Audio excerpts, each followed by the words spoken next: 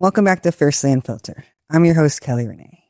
And today I want to talk about the steps you take after you need help with getting pregnant after miscarriage. Where do you go? What's the solution after that? And for me, it was IUI.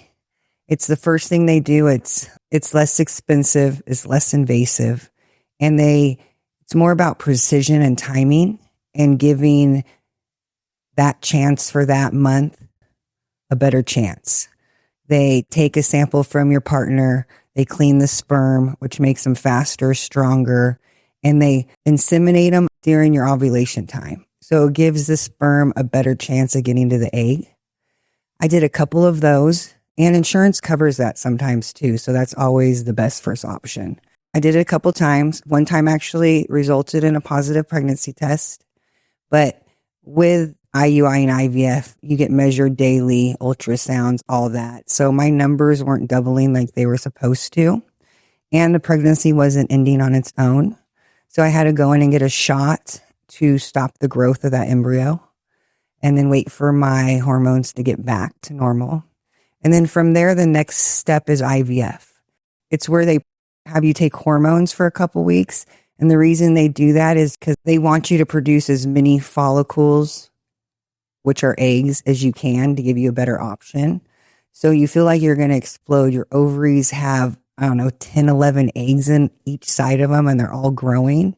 And once they get to a certain size, then they do the procedure where they go in and they remove the eggs out of your ovaries. And once they remove them out of your ovaries, then they'll take your partner's sperm and they'll fertilize them. And that's in the lab. And you get updates daily. How many fertilized? How many divided? How many made it to day 3? How many made it to day 5? And then once you're done with that, you have the option of doing genetic testing and also to find out the sex. And when you're paying $25,000 to $30,000 for this procedure, and it's only a couple thousand extra dollars to get the genetic testing, it's really a no-brainer because you don't want to do all this and say you have 19 embryos. I think I had 19 embryos that were healthy. And which one do you put in? It's like Russian roulette. Like, I don't want to put the weakest one in after you're doing all this to your body. And it takes months to get your hormones back to level to try again. So it's a big deal. And miscarriages are hard, like I talked about the last episode. But for IVF, it's so much more layered. You have a financial drain. You have all the faith and hope put into this. You are putting your body into it. You're doing so much that it's such a bigger weight than a regular miscarriage. And I know people who have miscarriages, it's devastating. But unless you've gone through IVF and you have so much on the line and you have so much faith and you just don't want to be heartbroken again, but then you're heartbroken time after time again. And do I put another $25,000 down to try and have a kid? But when you have a dream and you want to expand your family, no amount of money will stand in your way if you have it. And I was lucky enough where I had the means to try. VA covered a lot of my medicine. It also covered IUI when I tried it. So I am thousands of dollars out of pocket for trying IVF. And unfortunately for me, I never got the outcome I wanted. I did several IVF attempts. I did frozen embryo transfers. I did egg retrievals on their own. And my last try with my last 2 embryos, I got a positive pregnancy test. And at 7 weeks, I went in to get the ultrasound and there was no heartbeat. And that was extra devastating because I got the genetic testing. I knew it was a healthy embryo they put in me. So that's why I couldn't understand why none of them were taking, or even why this one took and it ended with no heartbeat. And for that one, I had to have a D&C. It's where you go in and you have a surgery or a procedure where they clean out your uterus to get all the particles and the pieces of the baby out of you. So that was my last attempt. And I didn't go any further in that IVF journey. My marriage ended up breaking up a few years after that. And I always used to think I was the most unluckiest person in the world. Like, I'm in the 1% of people with 3 or more miscarriages. I've tried multiple IVF cycles. There should be no reason why it wouldn't be successful, but it wasn't. But now looking back, I'm actually the luckiest person because I'm not tied to someone who never really saw me. I'm not tied to someone who nearly broke me. So sometimes the miracle isn't the baby. Sometimes it's just maybe being set free. And for everyone who is maybe on this journey right now or staring down the road thinking, should I start? Should I try again? You got to remember there are options for you to keep trying, but maybe sit back and see if this is really what you want.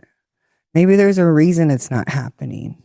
Maybe the person you're with isn't your forever. I actually know quite a few people who went through IVF and it ended up being successful after their 9th try or years and years. And them and their spouse aren't even together anymore. So all that work to have kids with someone and then you end up not even staying together. And then you have to raise those kids as co-parents, which is hard. I've done co-parenting. It's a hard thing to do. But there's one other thing I want to talk about in this episode before I end it is egg freezing. Egg freezing can be used for many different reasons. I actually froze my eggs in 2021 when my marriage was breaking up because I wanted to have choices. I wanted to have options. I didn't want my marriage to end just because I couldn't have kids. So I wanted to freeze my eggs. So we ended up getting back together that there was still that option for us. So I do have eggs frozen. But I've come across quite a few females who ended up having cancer when they were teens or had medical issues where it made them become sterile and not able to have children. And I'll ask, well, you didn't freeze your eggs? And they said, no one even gave me that option. No one even told me it was possible.